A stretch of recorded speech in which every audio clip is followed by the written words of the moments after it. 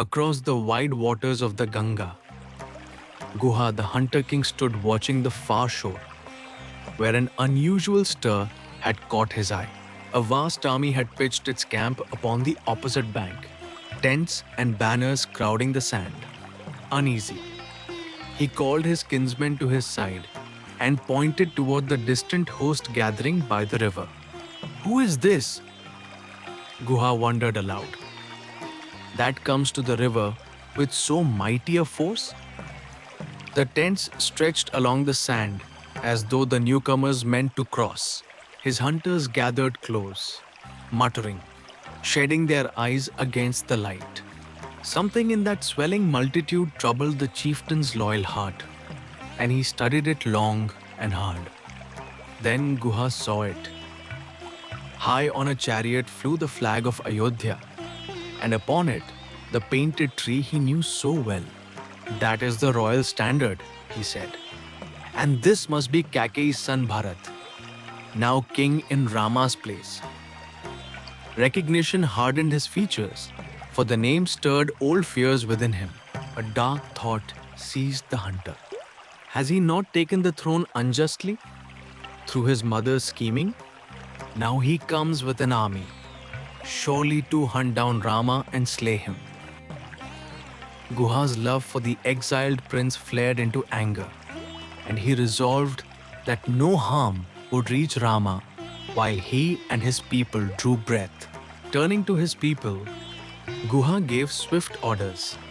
"Gather our warriors, our kinsmen and our friends, and let them stand ready along this bank." Word ran through the forest settlement, and men snatched up bows and spears. Along the shore, the hunters massed, a wall of loyal defenders drawn up to guard the crossing against any who might threaten Rama. "Gather every boat along the shore," Guha commanded, "and fill them with armed men ready for battle." Swiftly the vessels were drawn to the water's edge and manned by grim-faced hunters. Oars and weapons lay close at hand as the little fleet waited upon the current, poised between welcome and war. Still Guha would not judge in haste. "Let us wait and see," he told his men. "If these newcomers mean well by Rama, we shall ferry them gladly to our side. But if their hearts are hostile, we shall bar their passage and hold the Ganga against them." His people nodded and settled to watch. Yet courtesy ran as deep in Guha as caution, choosing gifts fit for a royal guest. The hunter king stepped into a boat and bade his men row him across. Alone he would go to greet the stranger and read his true intent. Carrying welcome in one hand, though his warriors waited armed upon the shore behind him. On the far bank, Sumantra had marked the approaching boat with gladness. "Look, my prince," he said to Bharat. "Guha the hunter king comes to welcome us, a devoted friend of Rama and lord of all this forest country." Bharat lifted his weary eyes toward the little vessel gliding steadily across the shining water. He and his kinsmen know every path and thicket of this wilderness, Sumantra went on, and can lead us swiftly and safely to wherever Rama now dwells. The words kindled hope in Bharat's heavy heart. Here at last was a friend who had seen his brother, one who might guide him to the forest hut he so longed to reach. The boat touched the shore, and Guha stepped forward to greet the prince. Bowing low, he spread his hands in welcome. "Though your coming takes us by surprise," he said, "all that is mine is yours to command. It would honor me to shelter and feast you and your whole army." His voice was warm, though his eyes searched Bharat's face. Bharat answered with gentle grace, "You are kind, O friend of my brother, to open your heart to so great a host. I wish to reach the hermitage of the sage Bharadwaja, yet we do not know the way. and this wide river bars our path. Will you help us across and set our feet upon the road? Guha bowed again, hands clasped, yet a shadow of doubt crossed his face. My lord, my servants and I will gladly guide you. But forgive me one fear that rises when I see this great army at your back. Surely you bear no ill will toward Rama? The question hung in the air, honest and unafraid. The words struck Bharat like a blow. From a heart pure as the summer sky, he cried, what deeper shame could fall on me than this? That those who love Rama should fear and mistrust me. Grief and hurt flooded his gentle face, and for a moment he could not speak, wounded to the soul by the mere thought. Have no misgivings, Guha. Bharat pleaded, steadying his voice. Rama is a father to me now, for he has taken the place of the father I have lost. I have come only to beg him to return home to Ayodhya. This I swear. No other purpose lives in my heart, nor ever shall. His sincerity shone plain. Joy broke over Guha's face as he read the truth of that love and sorrow. My lord, he said, who in all the world can match you? Who else would turn away from wealth and power? Laid unbidden at his feet, your glory will shine forever. The hunter's suspicion melted wholly into reverence and wonder. True to his word, Guha saw the great army wanting for nothing. His people brought food and fodder, water and comfort, until every soldier was cared for.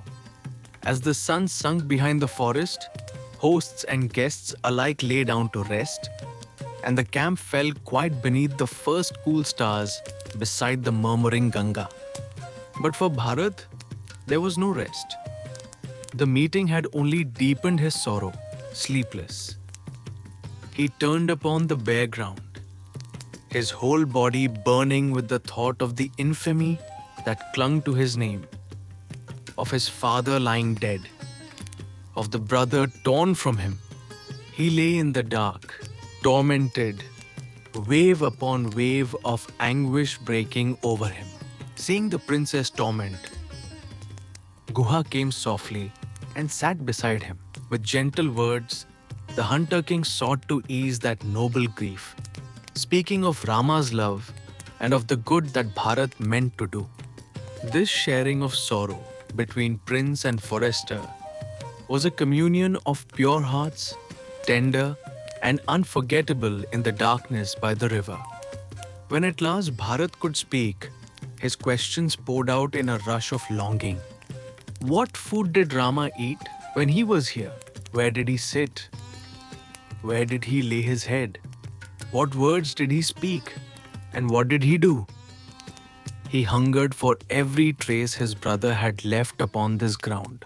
Lovingly, Guha answered each question and led the prince a little way to a patch of bare earth beneath a tree. Here, he said softly, is where Rama lay. Bharat gazed upon the humble spot where the heir of Ayodhya had slept upon the ground, and his heart cracked to see how his brother had suffered. And where did Lakshmana rest? Bharat asked. Guha's voice grew tender. He would not rest at all. How can I sleep? He said, while Rama and Sita lie on the bare earth. And so, weeping, bow in hand, he stood guard the whole night through. In Bharat's mind rose the vision of that faithful watch, and it pierced him. The vision was more than Bharat could bear. Leading the three sorrowing queens to the place, he showed them where Rama and Sita had slept upon the naked earth. Kausalya, Sumitra and Kaikeyi looked upon that bare ground and wept aloud, their grief mingling with his in the pale light of the breaking day. And what did they eat? Bharat asked. Nothing, my lord, Guha replied. That night they fasted. Lakshman fetched water, and Rama drank a little and passed the rest to his brother. The food we offered was returned untouched. Each word deepened the ache in Bharat's breast, for even bread his brother had refused in the rigor of his vow. When morning came, Guha finished. They matted their locks like forest ascetics and walked away into the deep woods. Bharat seemed to see them go, his radiant brother and gentle Sita, and steadfast Lakshman, vanishing among the trees toward hardship and exile. The picture burned itself into his mind and would not fade. The little comfort Bharat had found in his resolve was swept away. His talk with Guha and all these tender, terrible sights brought his sorrow back in full and bitter flood. He, who had come to mend the wrong now, felt its whole weight, crushing him anew, and he wept without restraint beside the sacred river. For my sake, Rama, you slept upon the grass, Bharat cried out, and I have seen the very spot, and still I live, and they would set a crown upon my head after all of this. His voice broke with shame and love, and he could find no rest from the reproach he laid upon himself. At last, Bharat calmed himself with a firm resolve. I shall bring Rama home and set him upon the throne where he belongs. And if he holds his vow too sacred to break, then I myself will take his place and dwell 14 years in the forest. Surely he will grant so just a thing. The thought steadied his shaken heart. As the first light spread, Bharat roused his youngest brother. Why do you sleep, Satrughan? The day has dawned. The army must cross, and we must send for Guha. I am not asleep, brother, Satrughan answered, rising. Like you, I lay awake all night, my thoughts fixed on Rama. Silent. The two shared one grief and one longing.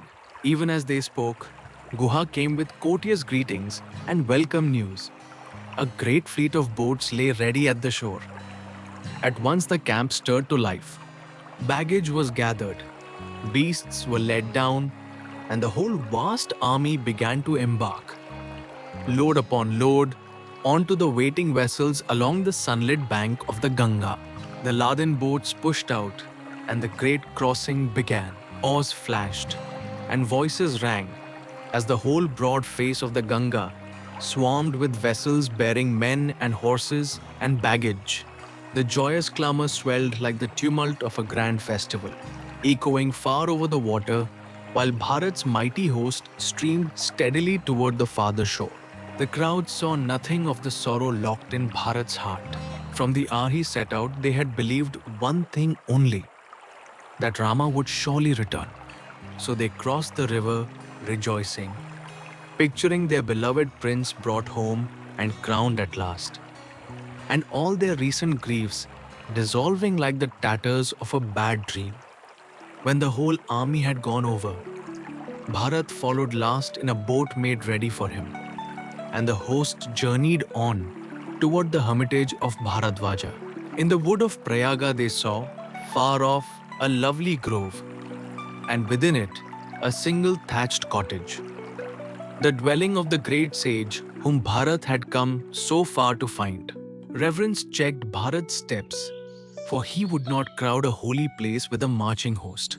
Leaving his great retinue behind, he went forward on foot with only Vasishtha and a few elders, drawing near the ashram with bowed head and humble heart, as a man should who approaches the dwelling of the servants of God.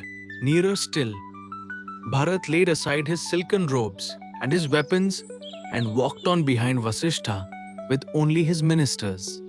Then, humbler yet, he left even the ministers a little way back, that he and the sage alone might come before Bharadwaja, a king approaching a hermit stripped of every pomp, clothed only in his devotion. Within the grove, sat Bharadwaja beside his fire. Seeing Vasishta approach, the rishi rose in gladness and came to meet his illustrious guest, bidding his disciples bring water to wash the visitors' feet. There among the whispering trees, the two great sages greeted one another with the easy warmth of an old and holy friendship. Then Bharat bowed low before the sage in deep humility. Learning who this grief-worn prince was, Bharadwaja received him with the honor due a king and asked kindly after his welfare. Yet in his gentleness, he spoke no word of Dashratha's death, unwilling to lay a fresh wound upon a heart already bowed so low with sorrow. After the customary inquiries, the sage put a searching question. Why have you left your kingdom to come here, Bharat? Dashratha, heading his young queen, sent Rama to the forest, and so the throne came to you. Have you journeyed here, perhaps, to make your rule doubly sure and finish what your father began? The words fell like a lash. The tears burst from Bharat and choked his voice. Death, he said at last, would be sweeter than a life so shamed. Do not blame me, Master, for what my mother wrought in my absence, without my knowledge or my will. I have come to bring Rama home and crown him king, and to be his humble servant all my days. Bharadwaja's stern look melted into a smile. I know your true nature, Bharat. Scion of the noble house of Raghu, I asked only to draw forth your love and loyalty, that your glory might shine the brighter. Grieve no more. Rama dwells upon the hill of Chitrakuta.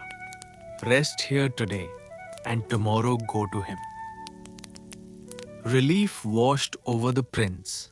Bharat, loath to burden a poor ascetic with the feeding of an army, would have kept his host away. But the smiling sage would not hear of it and bade him summon every follower. Then Bharadwaja turned to his sacred fire and sipping water and chanting the mantras, called upon Vishwakarma, Yam, Varuna, Kuber, Agni, and the shining gods to prepare a mighty feast. Then a wonder unfolded. Where bare forest had stood, pavilions and palaces rose in an instant. Servants appeared, and sandal paste and garlands, food and drink past counting, with music and the dance of heavenly performers. So marvelous was the feast that Bharat's soldiers cried out in delight. Let us never leave. Let us stay here forever. Sated at last, the whole host slept. At dawn, Bharadwaja told the way to Chitrakuta, beyond the Mandakini river. Then the three queens came for his blessing. This is Kausalya, mother of Rama, said Bharat. And here the mother of Lakshmana. And this, he turned to Kaikeyi, is my mother, the cause of all our sorrow. Do not judge her harshly, the sage said gently. All has happened for the good of the world. His heart eased a little. Bharat took the forest path the sage had shown, his great retinue winding behind him. Before long, the hill of Chitrakuta rose before them, and a thin column of smoke marked the place where Rama dwelt. Shouts of joy broke from the crowd, and Bharat pressed forward with Sumantra and Vasishta to meet his brother.